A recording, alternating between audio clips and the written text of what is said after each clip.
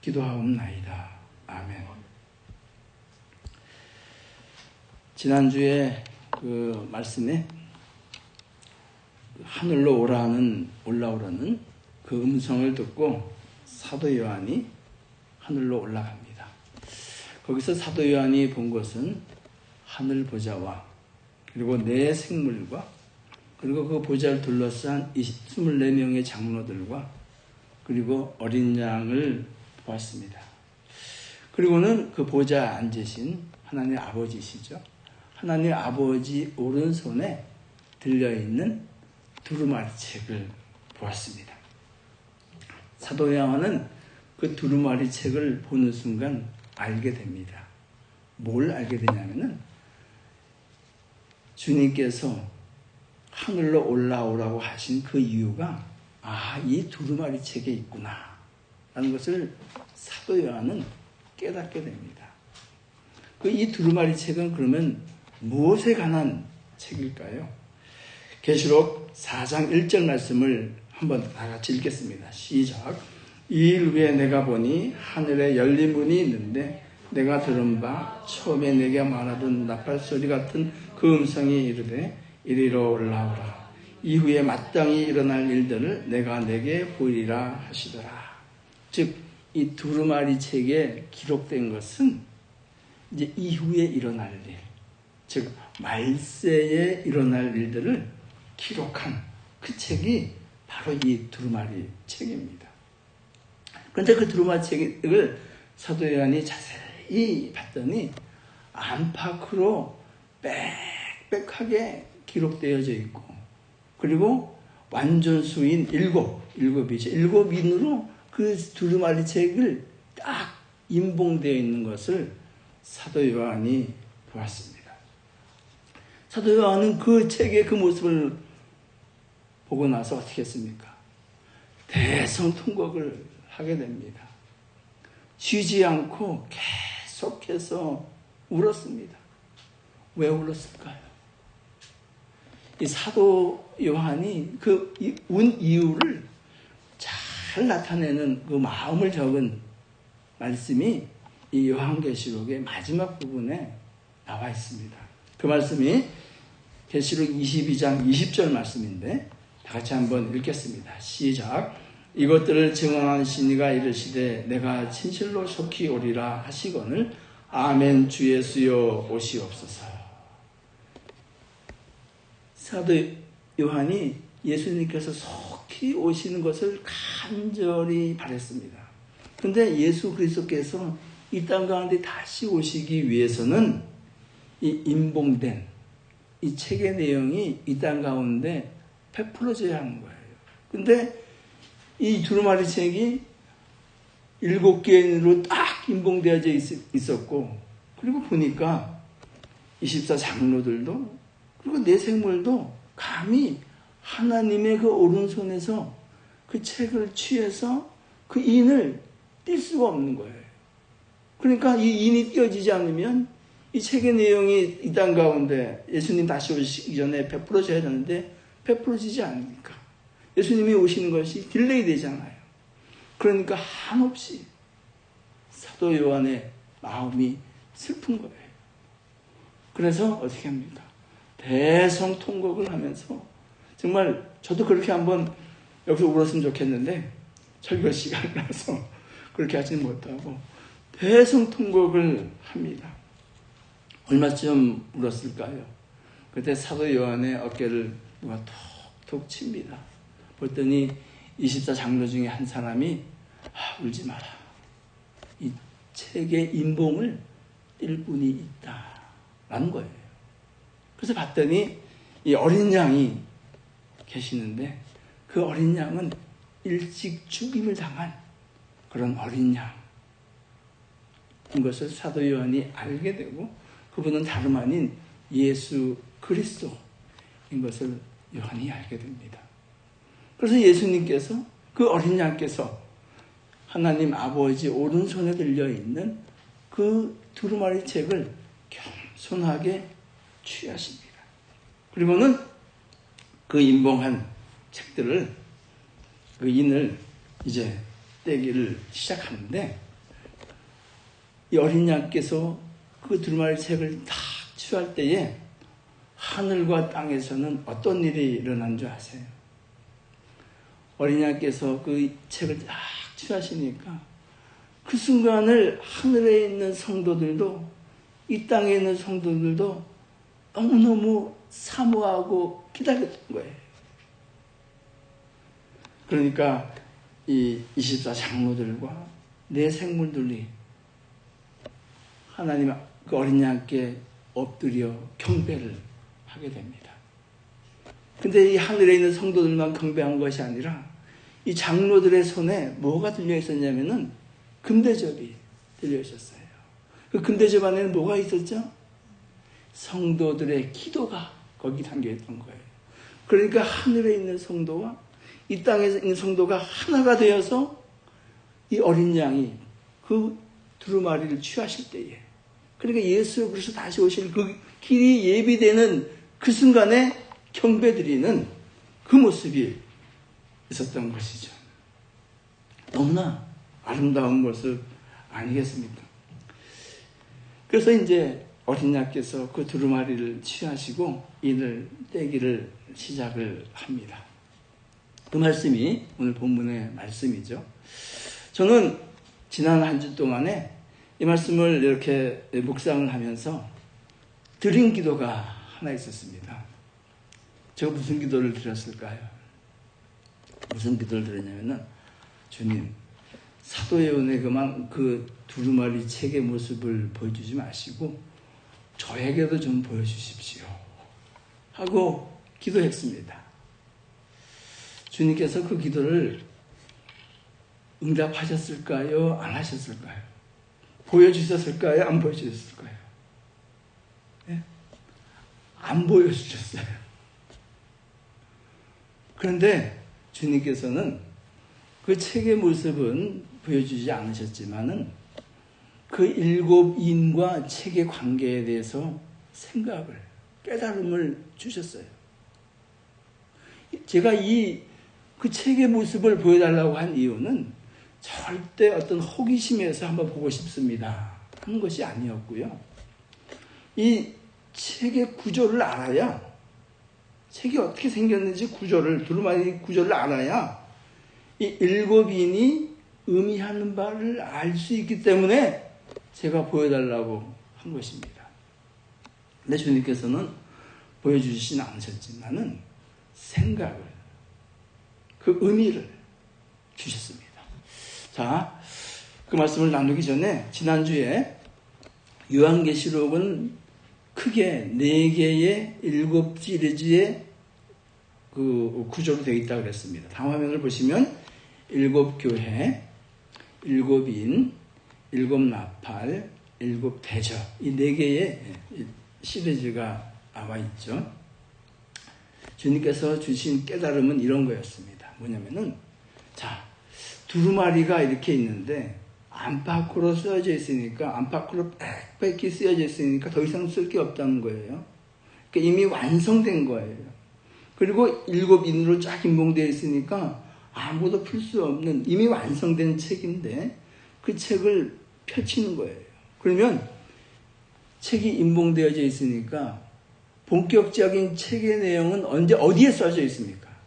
7인을 띄어야, 그리고 두루마리 책이 펼쳐져야 그 책의 내용이 드러나는 것 아니겠습니까? 그렇죠. 이것이 주님께서 주신 깨달음이었습니다. 그러면 7인이 의미하는 바는 뭐냐? 그리고 이 7인 다음에 나오는 7나팔과 7대접이 본격적인 책의 내용인 것이에요. 그렇지 않습니까? 그러면 이 책의 내용의 주된 내용은 무엇일까요? 축복의 말씀이 거기에 기록되어 있을까요? 어떤 말씀이 기록되어 있을까요? 그 7인을 떼고 난 이후에 빽빽히 기록된 그 말씀의 주된 내용은 뭐냐면 어린 양의 진노입니다. 어린 양의 진노예요. 그 말씀이 오늘 본문에도 나와 있죠. 16절과 17절 말씀 다 같이 읽어주세요. 시작.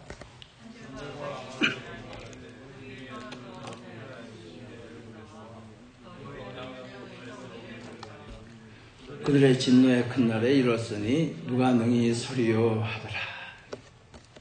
7인이 띄어진 다음에 본격적으로 펼쳐질 이 땅 가운데에 하나님의 뜻은 어린 양의 진노입니다. 이 진노의 말씀이 7 나팔과 7 대접을 통해서 이 시리즈를 통해서 기록되어져 있는 것입니다.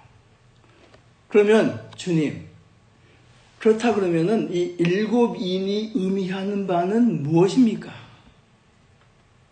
하는 것이 기도의 제목이었습니다. 그것을 알기 위해서 책의 구조를 보여달라고 기도한 것입니다. 이 7인이 의미하는 바는 크게 3가지입니다. 화면을 한번 보세요. 화면을 한번 보시면은, 자, 다 같이 한번 읽어주세요. 1번 시작. 창세 이후 예수 그리스도께서 심판주로 다시 오시기까지 인류의 보편적인 역사. 2번 시작. 말세 심판의 전주고. 3번 그 인류 역사와 심판을 주관하시는 하나님. 이것이 7인이 의미하는 바입니다. 말씀이 좀 깊고 어렵기 때문에 제가 그 카톡을 통해서 설교문을 이미 보내드렸어요. 한번 읽어보고 오시면은 더 좋을 것 같아서. 자, 7인이 의미하는 바는 이 3가지를 담고 있습니다. 그리고 이 7인의 구조는 어떻게 되어 있냐면은, 또 화면을 보시면은 1, 2, 3, 4인이 한 세트고, 그리고 5, 6, 7인이 또 한 세트입니다. 오늘 이 계시록 6장의 말씀은 첫째 인부터 6째 인까지의 말씀을 포함하고 있습니다. 그래서 오늘 이 첫째 인부터 6째 인까지의 말씀을 나누려고 합니다. 2절과 3절 말씀 다 같이 읽어주세요. 시작. 이에 내가 보니 흰 말이 있는데 그 탄자가 활을 가졌고 면류관을 받고 나아가서 이기고 또 이기려고 하더라. 둘째 인을 떼실 때에 내가 들으니 둘째 생물이 말하되 오라 하니 이에 다른 붉은 말이 나오더라. 그 탄자가 허락을 받아 땅에서 화평을 제하여 버리고 서로 죽이게 하고 또 큰 칼을 받았더라. 2절과 3절은 첫째 인과 둘째 인에 관한 말씀입니다. 첫째 인을 떼었더니 흰 말 탄자가 나왔어요. 그리고 둘째 인을 떼었더니 붉은 말 탄자가 나왔어요. 이것이 의미하는 바가 뭐냐면 이 흰 말이 활을 가지고 면류관을 썼다는 거예요. 그리고 이기려고 했다는 거예요. 이것은 뭐냐면 7인이 가지고 있는 첫 번째 그 의미 중에서 인류 창세 이후에 인류의 보편적인 역사를 기록하고 있는 것이 7인의 의미 중에 하나라고 말씀드렸습니다. 즉 이기고 이겼다 하는 것은 인류가 창세 이후에 지금까지 보여준 정복의 역사를 의미하는 겁니다. 우리가 살고 있는 이 미국 땅도 이 유럽 사람들이 와서 정복한 땅이죠. 그리고 호주나 뉴질랜드도 마찬가지고. 그리고 지금 인류는 이 땅을 정복하는 것을 떠나서 미지의 세계를 정복하기 위해서 끊임없이 정복하는 그 과정 중에 있습니다. 이것은 인간의 본성이에요. 그래서 주님 오시는 그날까지 이 정복의 프로세스는, 이 정복의 과정은 끝나지 않을 겁니다. 그래서 흰말, 첫째 인이 의미하는 것은 그것이고요. 둘째 인이 의미하는 것은 붉은 말이에요. 이 붉다는 것은 피를 의미하죠. 그래서 화평을 제하여 버리고 어떻게 해요? 서로 죽이는 큰 칼을 가지고 있다. 그러니까 창세 이후에 지금까지 인류는 전쟁이 끊이지 않았습니다. 그렇기 때문에 붉은 말이 의미하는 것은 인류의 전쟁의 역사를 의미하는 것입니다. 어쩌면 어떻게 알겠어요? 3차 대전이 일어나게 될 줄. 주님 오시는 그날까지 이 전쟁은 있어 왔고 앞으로도 끊이지 않는 것이 이 붉은 말이 의미하는 하는 것입니다. 자, 그러면 5절과 6절 읽겠습니다. 다 같이 읽어주세요. 시작.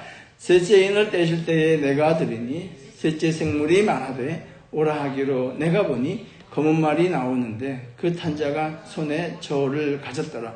내가 네 생물 사이로부터 나는 듯한 음성을 들으니 이르되 한 데나리온의 밀 한 대요 한 데나리온의 보리 석대로다. 또 감람류와 포도주는 해치지 말라 하더라. 이 말씀을 잘 들으셔야 됩니다. 졸지 마시고, 졸리신 분은 허벅지를 꼬집으셔라도 졸지 마시고 잘 들으세요. 지금 우리가 살고 있는 이 세상 가운데에서 일어나고 있는 일이고 주님이 다시 오실 그날까지 끊임없이 일어날 일들입니다. 그렇기 때문에 잘 들으셔야 하는 겁니다. 그러면 이 셋째 인이 의미하는 것은 뭔가 했더니 검은 말 탄자가 나오고 그리고 저울을 가졌다는 거예요. 그럼 이 저울과 검은 말이 의미하는 바는 뭐냐 하는 것인데 여기 한 데나리온에 밀 한 대, 보리 석대라 그랬어요. 한 데나리온이 의미하는 건 뭡니까? 설교 시간에도 여러 번 나왔어요. 한 데나리온은 그 당시 일꾼의 하루 품삯입니다. 근데 하루 품삯을 하루 일당을 벌어봐야 뭘 어떻게 해요? 밀 한 대밖에 안 되고요. 보리 석대밖에 안 돼요. 이거 갖고 한 가족이 살 수 있겠어요? 그렇기 때문에 세 번째 인이 의미하는 바는 심각한 기근, 이것을 의미하는 것입니다. 근데 뭐라고 말씀하시냐면 또 감람류와 포도주는 해치지 말라는 거예요. 감람류와 포도주는 그러면 뭘 의미하느냐? 이 밀과 보리는 정말 하루 일당을 가지고도 사기 힘든 그런 상황인데 감람류와 포도주는 밀과 보리에 비해서는 사치품입니다. 이건 해치지 말라는 거예요. 이건 뭐예요? 하루 벌어서 하루 먹기도 힘든 사람도 있는 반면에 감람류와 포도주를 한없이 살 수 있는 엄청난 부를 가진 사람들도 있다는 거예요. 그렇기 때문에 이것은 기근과 그리고 우리가 지금 갈수록 더 심각하게 누리고 경험하고 있는 빈부의 격차를 의미하는 것입니다. 이것이 세 번째 인입니다. 특히 우리가 살고 있는 이 미국은 갈수록 이 빈부의 격차가 심화되죠. 특별히 LA는 더합니다. 이 캘리포니아는 더해요. 엄청난 수의 홈리스 분들이 LA에 널려져 있습니다. 근데 그 LA시에서 불과 10마일도 밖에 안 떨어진 이 비버리 힐스라든지 이 부천에서는 날마다 파티가 벌어지고 있어요. 이것이 현실이에요.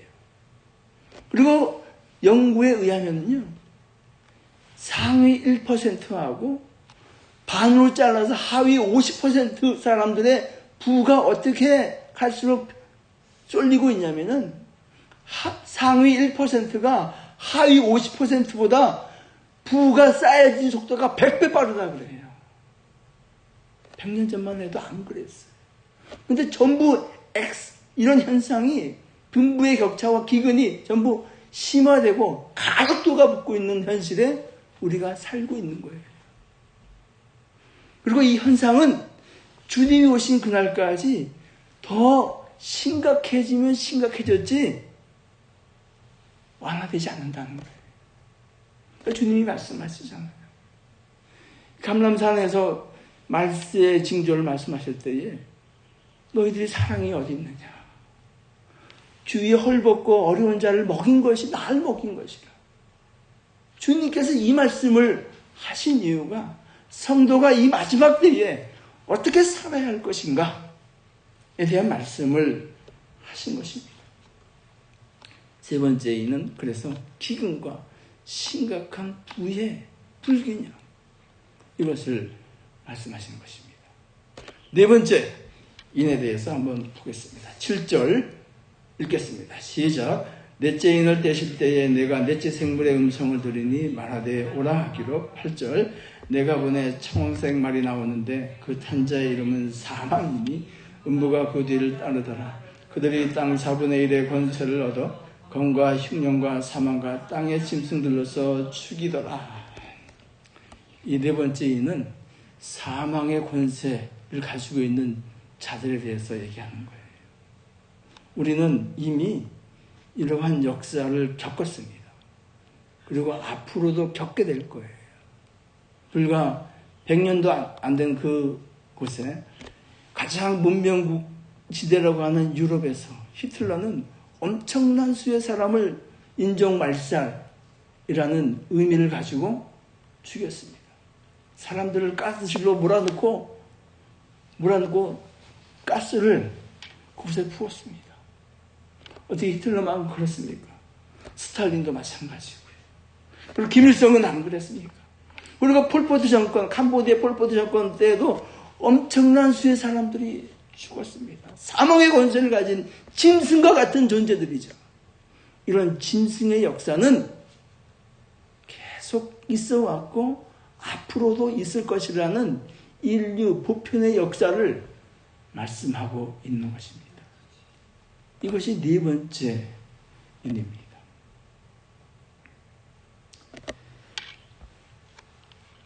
우리가 살고 있는 이 세상은요, 주님 오실 때까지 결코 나아지지 않아요. 악화가 되면 악화됐지 나아지지 않아요. 지금 신문을 보시면 뭐 네세라 게세라 아세요? 모르세요? 네세라 게세라 모르세요? 너무 무식한 거예요. 그 뭐 큐아논이라고 아세요? 신문 좀 보십시오. 이 정치 얘기는 안 할게요. 이게 정치하고 관련되어 있는 건데 한번 보세요. 한번 찾아서 한글로 쳐도하면 나올 거예요. 네세라 게세라 큐아논 하면은 이거 신문에 거의 매일 나와요. 자, 다섯째 인에 대해서 말씀을 나누겠습니다. 다섯째 인 9절, 10절 읽겠습니다. 시작. 다섯째 인을 떼실 때 내가 보니 하나님의 말씀과 그들이 가진 증거로 말미암아 죽임을 당한 영혼들이 제단 아래에 있어 큰 소리로 불러 이르되 거룩하고 참되신 대주제여 땅에 거하는 자들을 심판하여 우리 피를 갚아주지 아니하시기를 어느 때까지 하시려 하나이까 하니. 이 9절에서 10절, 12절까지는 이 순교자에 대한 말씀입니다. 아벨 이후로 예수님의 12제자들도 순교를 했고요. 그리고 우리 사랑하는 조국 한반도가 복음화되기 위해서도 엄청난 순교자들이 그 땅 가운데서 피를 뿌렸고 그들은 자기 고향 땅에 묻히지 못하고 양화진에 묻혀 있습니다. 그 순교의 피를 통해서 또 주기철 목사님이라든지 손양원 목사님 같은 분이 나오셔서 순교를 했고 또 6.25 전쟁 가운데서도 그 공산 당에 항거하면서 엄청난 성도들이 순교의 피를 뿌렸습니다. 지금 이 순간에도 중동에서 북한에서는 예수 그리스도를 믿는다는 그 이유 하나만으로 목숨을 바치는 순교의 피가 뿌려지고 있습니다. 이 사람들이 지금 어디 있습니까? 순교자들이 제단 아래에 있다는 거예요. 하나님의 제단 아래에 있다는 거예요. 그 제단 아래에 있는데 그들이 뭐라고 9절 말씀 보시면 하나님의 말씀과 그들이 가진 증거로 말미암아 죽임을 당한 영혼들이 제단 아래에 있어 이렇게 되어 있습니다. 성경에는요 성서에는 두 가지 제단이 있습니다. 뭐 있습니까? 우리 교회 성도님 정도 되면 이 정도는 다 아시죠? 성전의 마당에 있는 번제단이 있고요. 성서 안에 있는 뭐가 있어요? 분향단이 있어요. 두 가지 제단이 있습니다. 근데 이 영혼들이 제단에 있다는 거예요. 무슨 제단인지 밝히진 않았어요. 그래서 이 말씀을 어떻게 해석하는가? 이 번제단은요, 자기 몸을 각을 떠서 드리는 것처럼 이 헌신을 의미하는 겁니다. 그리고 성소 안에 있는 분향단은 향이 올라가는 것처럼 향기로운 예배, 제물을 의미하는 겁니다. 하나님의 성소 안에 그 제단에 그 영혼들이 있으니까 이곳은 가장 안전한 곳이고 가장 복된 장소입니다. 누가 거기 있습니까? 순교자들이 거기 있다는 거예요. 그리고 그 순교를 하나님께서는 어떻게 받으시는가? 그 아름다운 헌신이고 향기로운 예물로, 제물로 그들의 헌신을, 순교의 피를 받으신다 하는 말씀입니다. 그래서요, 교회는요, 어떠한 모습이 가장 아름다운 모습입니까? 교회가 평안하고 기쁨이 있는 것도 주님의 은혜이지만, 교회가 가장 교회다운 모습은 무슨 모습이냐면은 이 하나님의 말씀, 복음으로 인해서 핍박받고 순교한 목숨을 거는 교회, 이 교회가 가장 아름다운 교회의 모습입니다. 그리고 주님이 오셨을 때에 그 교회는, 그 성도들은 가장 영광스러운 그 자리에 서게 될 것입니다. 아멘이십니까? 이것이 주님이 원하시는, 그리고 우리가 지향해야 할 교회의 모습입니다. 이 순교자들이 하나님께, 어린 양 예수 그리스도께 큰 소리로 외칩니다. 그 말씀을 읽겠습니다. 시작. 큰 소리로 불러 이르되 거룩하고 참되신 대주제여, 땅에 거하는 자들을 심판하여 우리 피를 갚아주지 아니하시기를 어느 때까지 하시려 하나이까 하니. 자, 그러면 이분들이 이렇게 큰 소리로 감히 주님께 외칠 수 있는 그 자리에 있는 것이죠. 그러면 개인적인 원한에서 이 기도를 한 것입니까? 그렇다, 아니다. 그건 아니겠죠. 이미 그 하나님 나라에 그 제단에 있다는 그 의미는 이 땅 가운데 우리가 가졌던 모든 미움과 분노와 이런 것은 다 사라진 거예요. 그렇지 않습니까?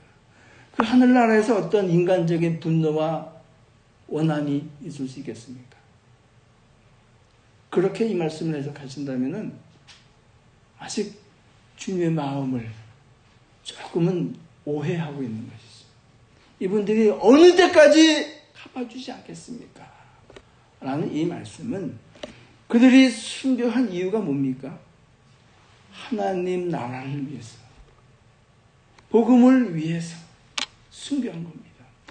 어느 때까지 갚아주지 않겠습니까? 이 말은 빨리 속히 하나님 나라를, 주의 나라를 이루어 주시옵소서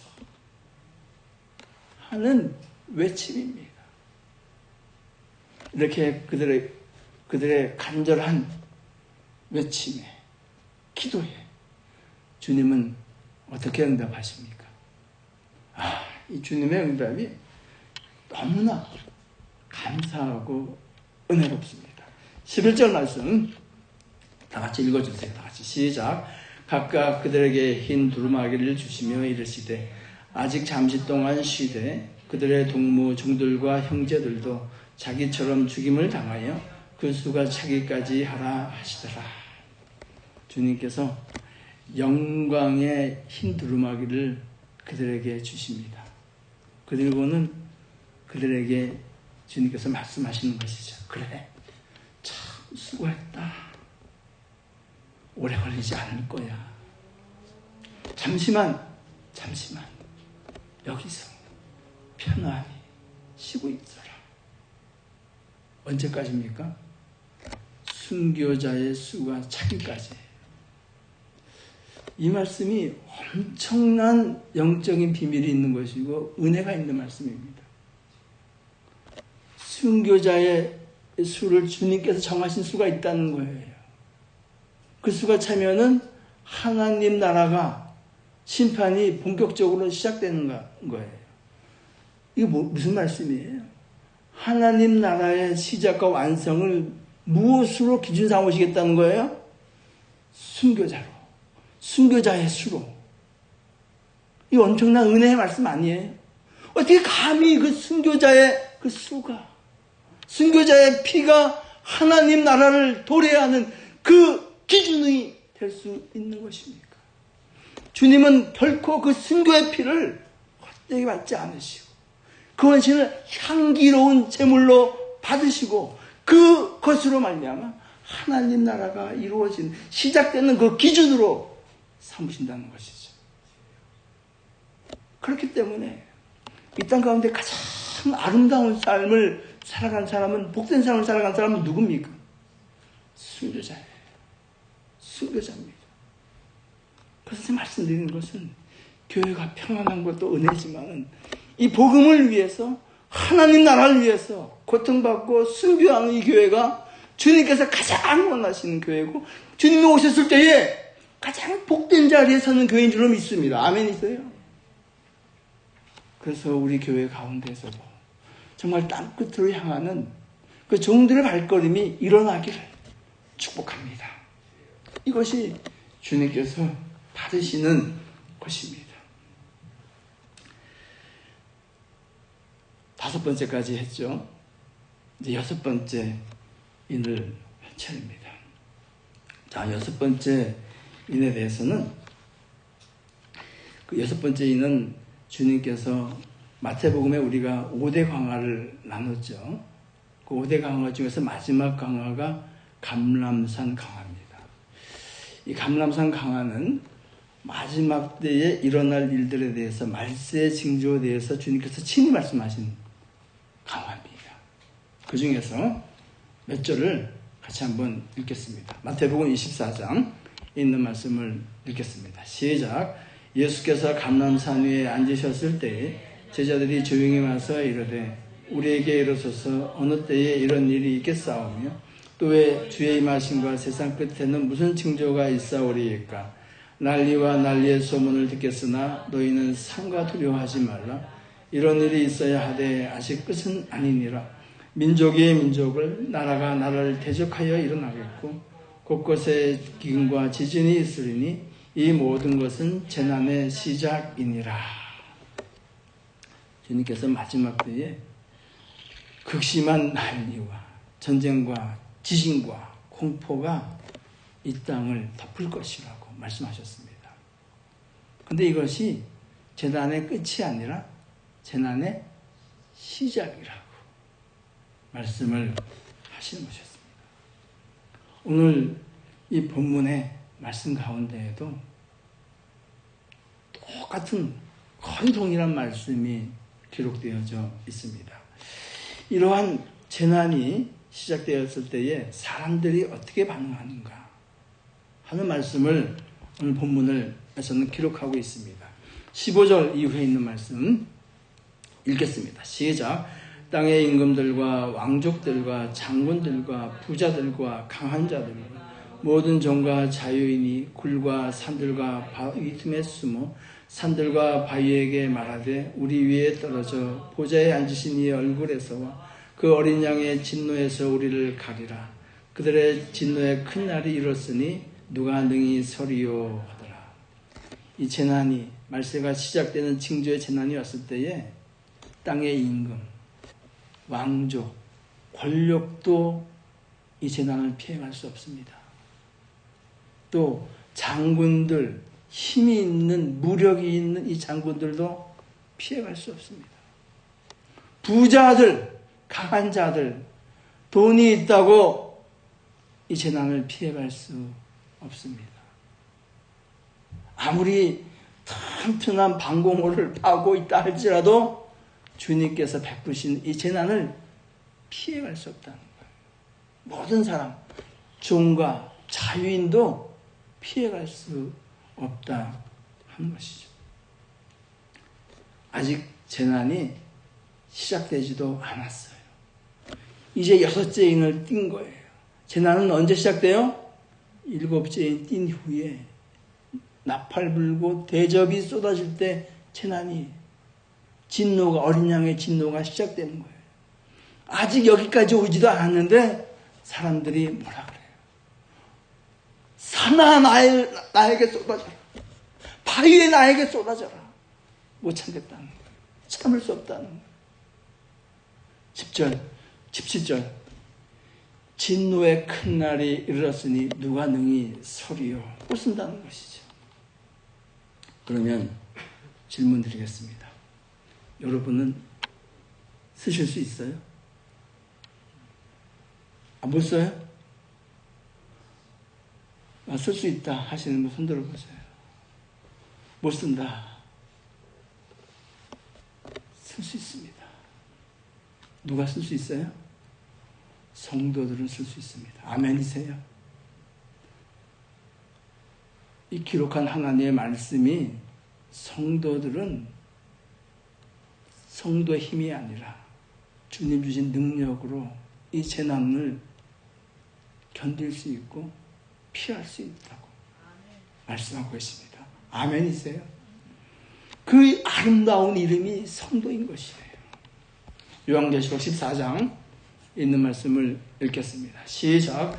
성도들의 인내가 여기 있나니 그들은 하나님의 계명과 예수에 대한 믿음을 지키는 자들이라. 이런 재난이 올 때에도 성도들은 인내로 하나님의 말씀을 예수에 대한 믿음을 지킴으로 말미암아 이 지킴으로 인해서 순교를 당하면 어떻게 돼요? 아주 은혜로운 자리에 가게 되는 것이고 순교를 당하지 않더라도 넉넉히 이길 수 있는 인내와 힘과 능력을 공급하여 주신다는 말씀입니다. 아멘이세요? 예수가족교회에 속한 그리고 이 땅에 있는 모든 하나님의 백성 성도가 이러한 자리에 서기를 원합니다. 말씀을 정리하겠습니다. 이 7인, 오늘 6개 인을 나눴는데요. 이것은 지금까지 인류가 겪어왔고 앞으로 겪게 될 정복과 전쟁과 기근과 경제적 불평등, 재난을 인류 보편적인 역사를 말씀합니다. 그러나 이 모든 일들이 일어나는 것은 주님께서 인을 떼실 때 일어나는 거예요. 주님께서 떼실 때 일어나는 거예요. 이것은 무슨 의미예요? 이 모든 것이 주님의 통치와 주님의 권능 아래 있다는 것이에요. 주님이 허락하지 아니하시면 안 일어난다는 거예요. 그런데 이것이 일어나야 마지막이 오는 것입니다. 이러한 인류 보편의 역사 가운데에 이 복음의 진전을 위해서 많은 순교자들이 순교의 피를 뿌렸습니다. 이런 순교의 피를 통해서 복음의 진전이 일어나고 주님 다시 오실 길이 예비되는 것입니다. 가장 복된 인생이 말씀으로 복음을 위해서 생명을 드리는 인생일 것입니다. 우리가 감히 그 자리에 서지는 못한다 할지라도 순교자들이 흘린 그 피로 말미암아 그 믿음을 가지고 우리가 나아갈 때에 우리 성도의 인내가 있는 것이고 그 인내와 믿음을 통해서 이 재난을 이길 수 있는 능력을 공급받게 되는 것입니다. 그러한 복된 자리에서는 성도가 바로 저와 여러분입니다. 아멘. 이 믿음을 가지고 두려워하지 마시고 주님께 더욱더 의지하는 우리의 삶의 여정이 믿음의 여정이 되시기를 예수님 높으신 이름으로 축복합니다. 오늘 주신 말씀을 기억하시면서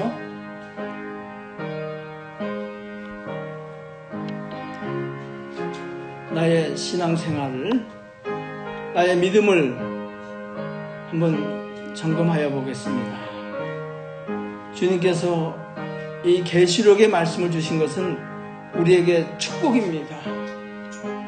이 말씀을 통해서 앞으로 지금까지 인류가 걸어온 역사를 알게 하시고 앞으로 일어날 일을 주님께서 우리에게 알려주셨습니다. 우리의 힘과 능력은 안 되지만 주님께서 우리에게 부어주시는 힘과 능력, 하나님의 거룩한 무리 성도들은 넉넉히 이길 수 있는 힘을 공급하여 주십니다. 이 마지막 때에 순교자들이 흘린 그 피처럼 하나님의 말씀과 예배와 예수 그리스도 닮아가는 그 모습을 이뤄가는 예수 가족교회 되기를 간절히 소원합니다.